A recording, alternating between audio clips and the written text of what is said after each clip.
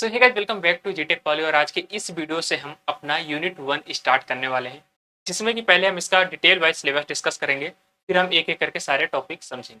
पिछली वीडियो में हमने इसका क्लासिफिकेशन देखा था कि डेटा स्ट्रक्चर कितने टाइप के होते हैं, क्या होते हैं, और ये भी हमने देखा था कि ओवरऑल कितने चैप्टर्स हैं हमारे इस सब्जेक्ट के अंतर्गत, जिसे हम आने वाले लेक्चर्स में कवर करेंगे या कंप्लीट करेंगे। चलिए देख लेते हैं पहले इसका डिटेल वाइज चैप्टर में क्या सिलेबस है, फिर हम एक एक करके सारे सारे टॉपिक पढ़ते हैं। तो ये है हमारी यूनिट 1 और यहाँ पे इसका डिटेल वाइज आप लोग सिलेबस देख सकते हैं। इसका कलर चेंज कर देता हूँ। ये देखिए, ये इसका डिटेल वाइज सिलेबस है। यूनिट 1 का जो हमारा नाम है वो है फंडामेंटल नोटेशन।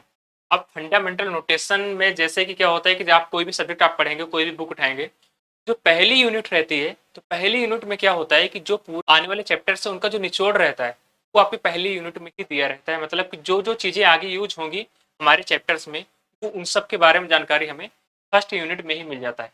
वही सारी जानकारी सेम एज इट इज यहाँ पे भी है, फंडामेंटल नोटेशन में भी।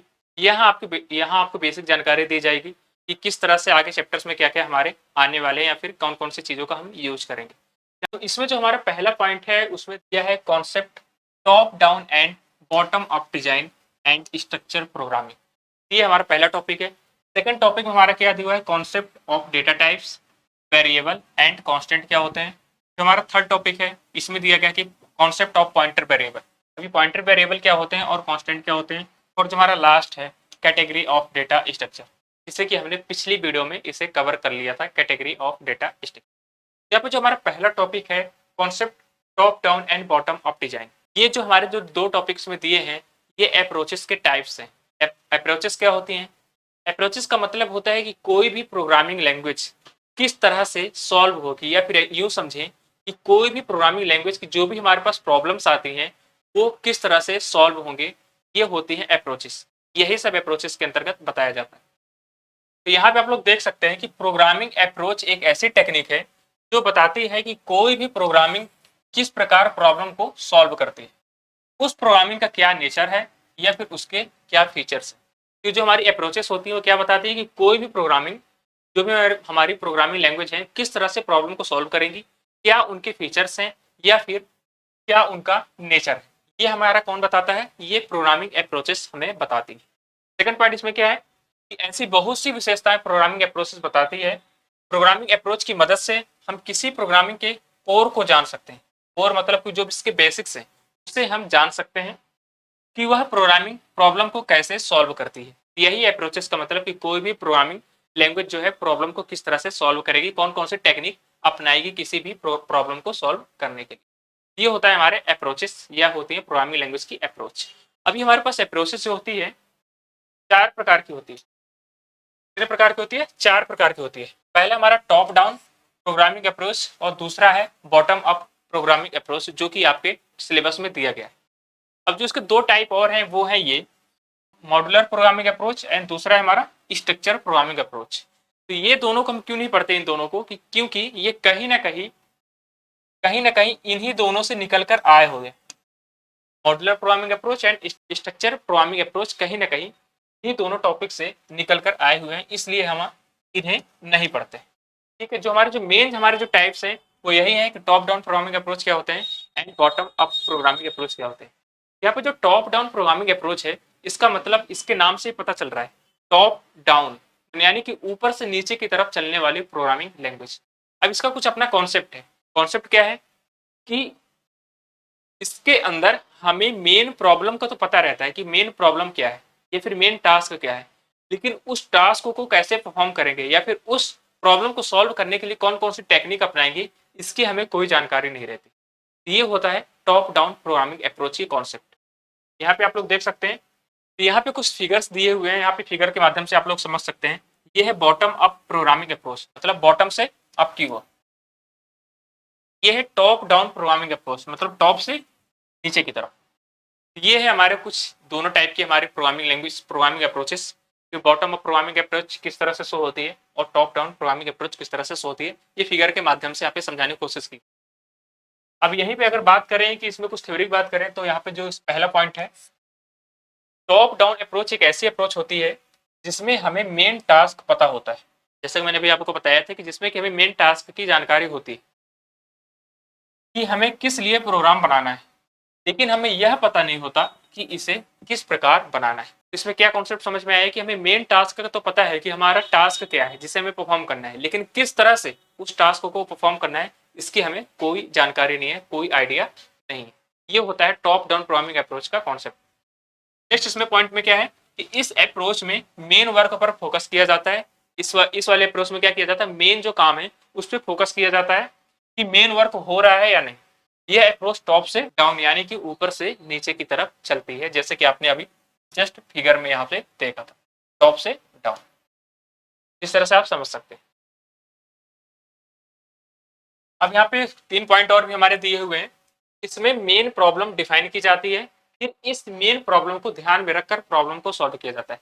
जाहिर सी बात है, आप लोग मैथ में भी क्वेश्चन किए होंगे कि जब भी उसमें कोई ना कोई क्वेश्चन दिया जाएगा तो उसमें सबसे पहले मेन प्रॉब्लम पे फोकस किया जाएगा कि क्या प्रॉब्लम है दी गई है, फिर उसे ध्यान में रख के उसी के अकॉर्डिंग वहाँ पे सोल्यूशन हम प्राप्त करते हैं या फिर सोल्यूशन करते हैं। सेम एच टी यहाँ पे प्रोग्रामिंग लैंग्वेज में भी होगा, पहले मेन प्रॉब्लम जो भी आपको दी जाएगी उसे सॉल्व किया जाएगा। ठीक है, फिर उसके किस तरह से सॉल्व करते हैं वो हमें माइंड से सोचना है और उसे सॉल्व करना है।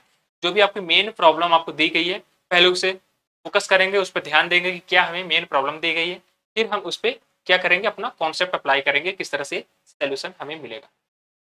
नेक्स्ट इसमें पॉइंट क्या है कि इसमें मेन प्रॉब्लम को ध्यान में रखकर सब प्रॉब्लम में बांटा जाता है, मतलब जो भी इसकी मेन प्रॉब्लम है उसे छोटे छोटे टुकड़ों में डिवाइड कर दिया जाता है। नेक्स्ट पॉइंट इसमें क्या है कि इन सब प्रॉब्लम को मेन प्रॉब्लम को ध्यान में रखकर डिजाइन किया जाता है। अब जो भी हमारी जो सब प्रॉब्लम्स है, अब जो भी हमारी मेन प्रॉब्लम दी गई है, जो भी मेन क्वेश्चन आपको दिया गया है, इन सब प्रॉब्लम को उसी के अकॉर्डिंग ध्यान में रखकर ही डिजाइन किया जाता है। ये कुछ प्रोग्रामिंग जो हमारे टॉप डाउन प्रोग्रामिंग अप्रोच हैं उसके कुछ कॉन्सेप्ट्स थे, जिन्हें आप लोग समझ सकते हैं कि क्या है। बस आपको एक बार रीड भी कर लेंगे तब भी समझ में आ जाएगा, इसमें कोई बहुत बड़ा लॉजिक नहीं है। अब इसमें नेक्स्ट अगर बात करें कि इससे कौन कौन सी लैंग्वेज फॉलो करती हैं टॉप डाउन प्रोग्रामिंग अप्रोच को, तो हमारे पास कुछ लैंग्वेजेस हैं यहाँ पे आप लोग देख सकते हैं। पहली हमारे सी लैंग्वेज, दूसरा है हमारे विजुअल बेसिक्स, पास्कल, एंड जो हमारा लास्ट है नेक्स्ट है और ट्रेन।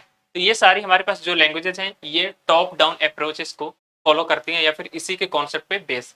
ठीक है, अब नेक्स्ट हमारा जो आ जाता है वो है बॉटम अप प्रोग्रामिंग अप्रोच। तो बॉटम अप प्रोग्रामिंग अप्रोच के अंतर्गत क्या होता है, इसके नाम से पता चल रहा है कि बॉटम अप प्रोग्रामिंग अप्रोच, जैसे कि मैंने आपको फिगर के माध्यम से समझाया था बॉटम से अप की तरफ, तो इसमें भी कुछ कॉन्सेप्ट हैं, पॉइंट हैं, यहाँ पे आप लोग देख सकते हैं। बॉटम अप अप्रोच एक ऐसी अप्रोचेस होती है, यहाँ पे आप लोग ध्यान में रखना ही है इसका जो दोनों में डिफरेंस है, ये टॉप डाउन प्रोग्रामिंग अप्रोच और बॉटम अप प्रोग्रामिंग अप्रोच में डिफरेंस जो है, जो हमारी टॉप डाउन प्रोग्रामिंग अप्रोच है उसमें क्या कॉन्सेप्ट था कि इसमें मेन टास्क का हमें जानकारी होती है, मेन टास्क हमें पता होता है कि हमारे मेन टास्क क्या है, मेन प्रॉब्लम क्या है, लेकिन वहाँ पे हमें ये नहीं पता रहता कि किस तरह से इस मेन टास्क को परफॉर्म करना है या फिर किन किन टेक्निक का यूज करके इस मेन टास्क को परफॉर्म करेंगे या फिर इसे सॉल्व करेंगे। लेकिन जो हमारा बॉटम अप प्रोग्रामिंग अप्रोच होता है, यहाँ पे मेन टास्क का हमें पता नहीं होता है। क्या होता है, यहाँ पे मेन टास्क का पता नहीं होता, जस्ट इसका टॉप डाउन अप्रोच का अपोजिट होता है ये बॉटम अप प्रोग्रामिंग अप्रोच। इसमें क्या होता है, मेन टास्क का पता नहीं होता है, लेकिन हमें ये पता होता है अगर हमें किसी कारणवश मेन टास्क पता चल जाए तो क्या है, हम इसे सॉल्व कर सकते हैं। मतलब हमें सोल्यूशन पता होता है कि कैसे कैसे प्रॉब्लम को सॉल्व करेंगे, हम ये सोल्यूशन ये टेक्निक तो हमें मालूम होती है, लेकिन मेन टास्क का पता नहीं होता है, मेन टास्क की हमें जानकारी नहीं होती। तो ये आपको दोनों में डिफरेंस बताता है, यही दोनों में डिफरेंस है। यही यहाँ पे दिया गया है कि बॉटम अप अप्रोच एक ऐसी अप्रोचेस होती है जिसमें हमें मेन वर्क पता नहीं होता, मेन टास्क पता नहीं होता कि हमें क्या करना है, लेकिन हमें यह पता होता है कि मेन प्रॉब्लम को सॉल्व करने के लिए इन कार्यों को करना पड़ेगा। तो जैसा मैं अभी आपको बताया वही चीज यहाँ पे लिखा। नेक्स्ट इसमें पॉइंट क्या है कि इस अप्रोच में हम सब प्रॉब्लम को सॉल्व करते हुए मेन प्रॉब्लम तक पहुंचते हैं। तो जो भी अब सब प्रॉब्लम छोटे छोटे टुकड़ों में प्रोग्राम को डिवाइड किए थे, अब उन्हें सॉल्व कर करके ही हम मेन प्रॉब्लम तक पहुंचते हैं। जब तक हम मेन प्रॉब्लम तक नहीं पहुंच जाते तब तक हमें यह पता नहीं होता कि मेन प्रॉब्लम क्या है।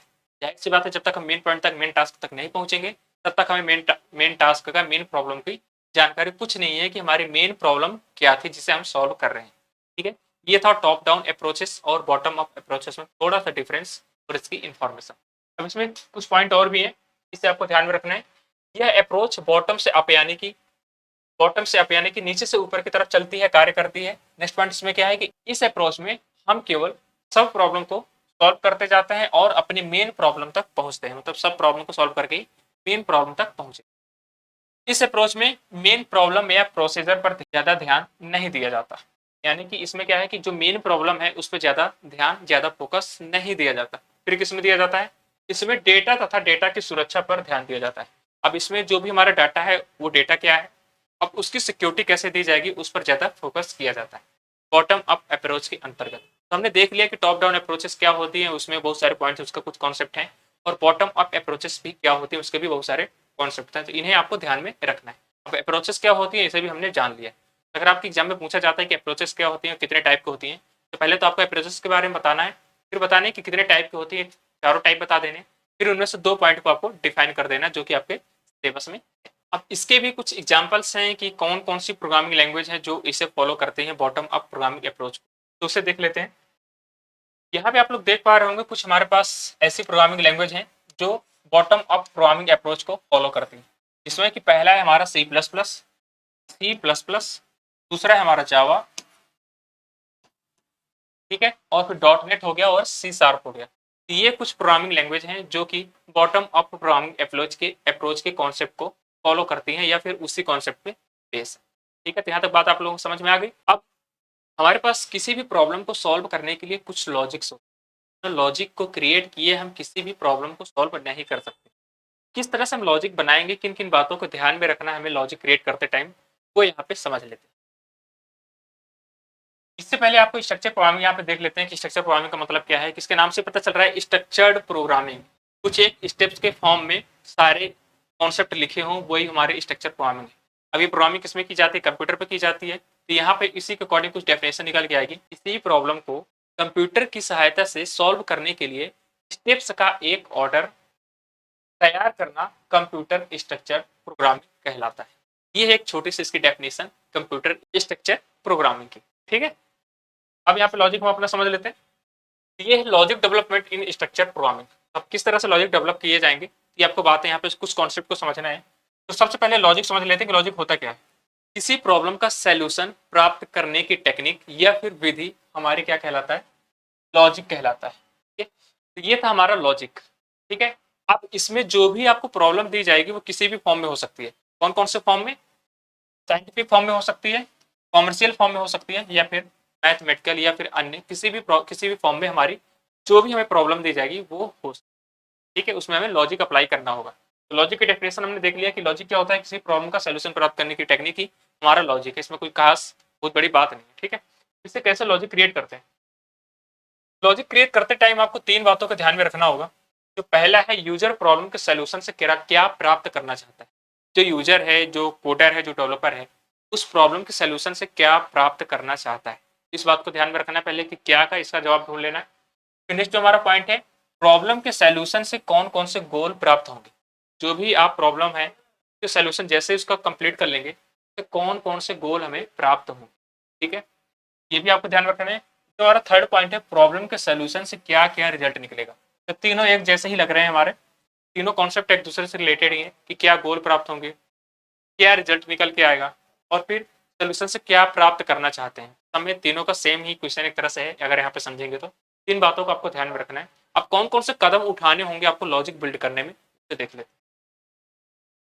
तो यहाँ पे ये कदम आपको, ये स्टेप को फॉलो करना होगा, स्टेप्स को, जब भी आप किसी भी प्रॉब्लम को सॉल्व करेंगे। तो सबसे पहले क्या करना है आपको, जो भी आपको प्रॉब्लम दी जाएगी उसे ध्यान से पढ़ना है, उसे समझना है कि क्या क्वेश्चन हमसे पूछा जा रहा है, या फिर क्या टास्क दिया गया है हमें परफॉर्म करने के लिए, लॉजिक परफॉर्म करने के लिए। तो पहला क्या है इसमें, प्रॉब्लम को समझना। सेकंड पॉइंट इसमें क्या है, प्रोग्राम का एक मॉडल तैयार करना। मॉडल तैयार करने का मीन्स क्या है कि जब भी हम मान लो घर की डिजाइनिंग भी करवाते हैं तो सबसे पहले उसका स्ट्रक्चर तैयार करवा लेते हैं कि इस फॉर्म में हमारा पूरा घर बनेगा। तो पहले उसका एक छोटा सा मॉडल तैयार कर लेते हैं। अब यहाँ पे कार का भी एग्जाम्पल ले तो कार का भी अपना एक पहले मॉडल तैयार कर लिया जाता है, छोटी कार बना ली जाती है, या फिर उसे कंप्यूटर में स्ट्रक्चर व्यवस्थित कर दिया जाता है, फिर बाद में उसका कंप्लीट डिजाइन किया जाता है। सेम ऐसे ही पहले आपको प्रॉब्लम को समझना है, फिर उसका मॉडल तैयार कर लेना है। फिर थर्ड स्टेप में क्या करना है, अब इसमें एरर को चेक करना है, क्या कोई कहीं पे एरर भी तो नहीं है किसी भी तरह की। तो थर्ड स्टेप में आपको क्या करना है, एरर को चेक करना है। अब जो हमारा इसका फोर्थ स्टेप है, अब जब हमारा मॉडल भी बन गया, कोई एरर भी नहीं है, तब इसकी क्या करना है, कोडिंग करना है। अब हमें इसका कोड करना होगा। कोड करने के बाद फिर से आपको एक बार एरर चेक करनी होगी। पांचवें स्टेप में भी क्या है, प्रोग्राम को चेक और इम्पेसिबल करना, मतलब फिर से देखिए इसकी एरर चेक करना, कोई एरर अब तो नहीं है। जब ये पूरा पूरा कंप्लीट हो जाएगा फिर बाद में इसका आपको एक्सप्लेनेशन करना होगा। एक्सप्लेनेशन का मतलब क्या है कि जब भी आप जिस जिस तरह से आपने पूरी प्रॉब्लम को सॉल्व किया, कौन कौन से कदम उठाए, कौन कौन से स्टेप्स उठाए हैं, उन सारे के हेल्प से आपको इसका एक्सप्लेनेशन लिखना पड़ेगा कि हम इस टेक्निक का यूज करके हमने इस प्रॉब्लम को सॉल्व किया है या फिर इस प्रोजेक्ट को अपना कंप्लीट किया है। तो ये है कुछ लॉजिक्स को बिल्ड करने के कुछ स्टेप्स। इन सारे चीज़ों को आपको ध्यान में रखना है, तभी एक अच्छा एक लॉजिक आप बिल्ड कर पाएंगे। आने वाले लेक्चर्स में बहुत सारे आपको प्रॉब्लम्स दी जाएंगी, तो सोल्यूशन भी बताया जाएगा। ठीक है, तो आई होप आपको सारे पॉइंट ये समझ में आए होंगे। तो हमने इसमें सिलेबस की अगर बात करें तो सिलेबस ये देखिए, फिर इसके डिटेल वाइज सिलेबस की बात करें तो यहाँ पे आप लोगों ने देखा है concept top down and bottom up programming approach, इसे हमने पढ़ लिया। अब स्ट्रक्चर प्रोग्रामिंग होता है, इसे भी हमने पढ़ लिया। तो हमारा नेक्स्ट टॉपिक है concept of data type, variable and constant, तो इसे हम पढ़ने वाले। ठीक है, अब इसमें जो हमारा बच जाता है कॉन्सेप्ट ऑफ पॉइंटर, तो पॉइंटर हम अपने अगले आने वाले लेक्चर्स में कंप्लीट करेंगे। और जो हमारे कैटेगरी ऑफ डेटा स्ट्रक्चर है, इसे हमने पिछले लेक्चर्स में कंप्लीट कर लिया। तो अगर आपने पिछले वाले वीडियो नहीं देखा तो उसे जाके पहले देख। ठीक है, अब हम इसे पढ़ते हैं कि डेटा टाइप्स एंड वेरिएबल और कांस्टेंट में क्या डिफरेंस। तो यहाँ पे अगर मैं कुछ a इक्वल टू 10 लिख रहा हूँ, तो यहाँ पे जिसमें वैल्यू स्टोर हो रही है, किसमें वैल्यू स्टोर हो रही है, जो हमारी ये है वैल्यू किस पे स्टोर हो रही है, ए पे स्टोर हो रही है। तो जिसमें कुछ ना कुछ डेटा स्टोर रहता है या फिर कुछ सामान स्टोर रहता है, उससे हम एक तरह से कंटेनर बोल देते हैं। आप लोगों ने ट्रक भी देखा होगा, कंटेनर किसी तरह का देखा होगा कि उसमें कुछ ना कुछ स्टोर रहता है, लेकिन उसमें कुछ लिमिट भी रहती है उसकी कि कितना उसमें सामान लोड हो सकता है या फिर कितना डाटा रखा जा सकता है। ठीक है, तो उसमें कुछ लिमिट होती है। सेम ऐसे ही हमारे पास जो चीज़ यहाँ पे रखा है एक अल्फाबेट, इसका भी कुछ लिमिट होता है कि इसमें कुछ कितना डाटा रखा जाएगा, लेकिन कब लिमिट होगा, जब यहाँ पे कुछ डेटा टाइप, इसका टाइप बता देंगे। इसका नहीं, डेटा टाइप जो हमारा रहेगा उसकी कुछ लिमिट रहती है। ठीक है, इस बात को ध्यान में रखना। तो यहाँ पर जिसके अंदर वैल्यू स्टोर है, ये हमारा क्या होगा, एक तरह से कंटेनर की तरह काम करता है, और यही हमारा वेरिएबल होता है। ठीक है, यही हमारा क्या होता है, वेरिएबल। यही हमारा क्या होता है, वेरिएबल होता है।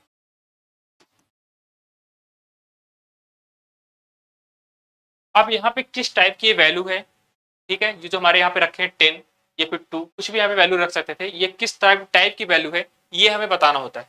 तो हमें पता है कि जो हमारी, अब यहाँ पे आपको चेक करना है कि जो यहाँ पे वैल्यू दी गई है क्या ये पॉइंट में है, तो पॉइंट में नहीं है वैल्यू, ओनली डिजिट में। क्या कैरेक्टर में है, कैरेक्टर में भी नहीं है। क्या ये स्ट्रिंग फॉर्म में है, नहीं है। मतलब क्या है, ये इन तीनों फॉर्म में नहीं है, तो किस फॉर्म में है, ये डिजिट के फॉर्म में। और डिजिट के फॉर्म के लिए हमारे पास एक डेटा टाइप आ जाता है जिसका नाम है इंट, इंटीजर। यहाँ पे हमें इस डेटा का टाइप डिफाइन करना होगा, इंट। ये हमारा है डेटा टाइप। क्या है ये, डेटा टाइप। तो हमने देख लिया कि ये हमारा वेरिएबल, ये हो गया डेटा टाइप। अब ये होगी हमारी वैल्यू, और यहाँ पे लास्ट में सेमीकोलन लगा देते हैं अपने सी लैंग्वेज में। तो ये हम डेटा टाइप का मतलब क्या होता है, किसी भी डेटा का टाइप बताना कि किस तरह की वैल्यू है, समझ पा रहे हैं। और यहाँ पे वेरिएबल क्या होता है, जो वैल्यू को स्टोर करता है। अब हमारे यहाँ पे वेरिएबल एंड कांस्टेंट में एक छोटा सा डिफरेंस है। वेरिएबल की वैल्यू हम चेंज कर सकते हैं अपने पूरे प्रोग्राम में, जबकि कांस्टेंट जो रहता है पूरे प्रोग्राम में सेम रहता है, उसकी वैल्यू चेंज नहीं की जा सकती। यही दोनों में डिफरेंस है। ये अगर तीनों डिफरेंस की बात करें तो डेटा टाइप क्या करता है, ये जो वेरिएबल की वैल्यू है उसका टाइप बताता है डेटा टाइप। जो वेरिएबल क्या होता है, इस डेटा को स्टोर करेगा अपने अंतर्गत। जो कांस्टेंट होता है उसकी वैल्यू पूरे प्रोग्राम के अंतर्गत सेम रहती है, कोई भी बदलाव नहीं होता है। ये हमारे तीनों चीज। अब यहाँ पे जो हमारा वेरिएबल है, इसे क्रिएट करने के कुछ रूल्स एंड रेगुलेशंस होते हैं। मतलब यहाँ पे हमने ए इक्वल टू 10 रख दिया, तो इसके कुछ रूल्स होंगे कि क्या हम कैसे कैसे इसे वेरिएबल अपना क्रिएट कर सकते हैं। इसके कुछ रूल्स हैं, यहाँ पे आप लोग ध्यान देंगे। अगर इसे मैं ए इक्वल टू 10 करता हूँ तो ये हमारा क्या है, सही है। अगर इसी पे मैं A1 इक्वल टू 10 कर देता हूँ, मतलब अल्फाबेट के बाद तुरंत डिजिट हमने रख दिया, तब भी हमारा क्या है, ये सही। अगर मैं A B कर देता हूँ, इसकी वैल्यू क्या कर देता हूँ, 10 कर देता हूँ, तब भी हमारा क्या है, ये सही। इसमें देख पा रहे होंगे, पहले ए मैंने किया, A1 कर दिया और AB कर दिया, बीच में कोई स्पेस नहीं है, यहाँ पे कोई भी स्पेस नहीं है।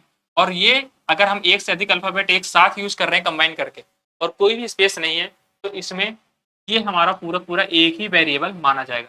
क्या माना जाएगा, एक ही वेरिएबल माना जाएगा।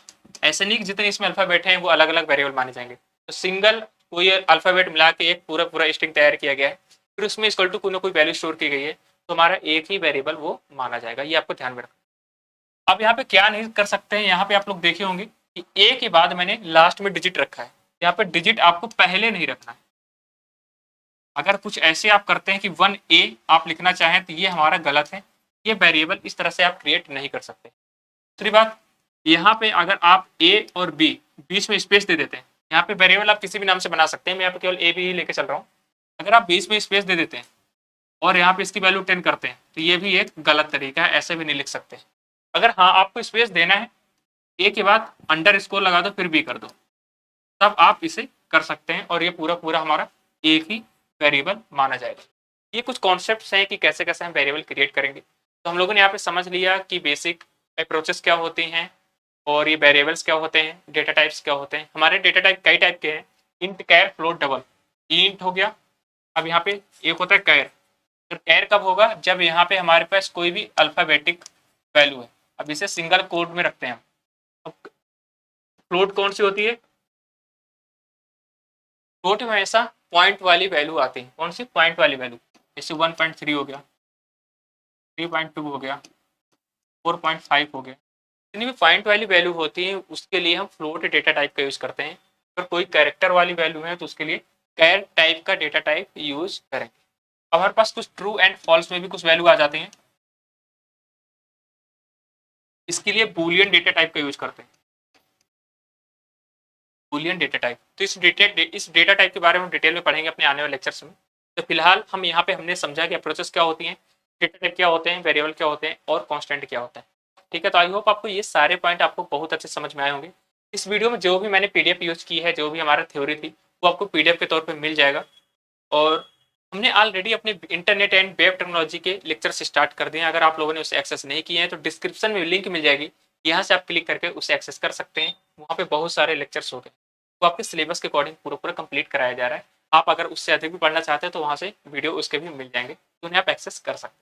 तो आई होप सारे पॉइंट आपको समझ में आए होंगे। मिलते हैं अपने बहुत जल्द अपने आने वाले लेक्चर्स में। Thank you so much guys.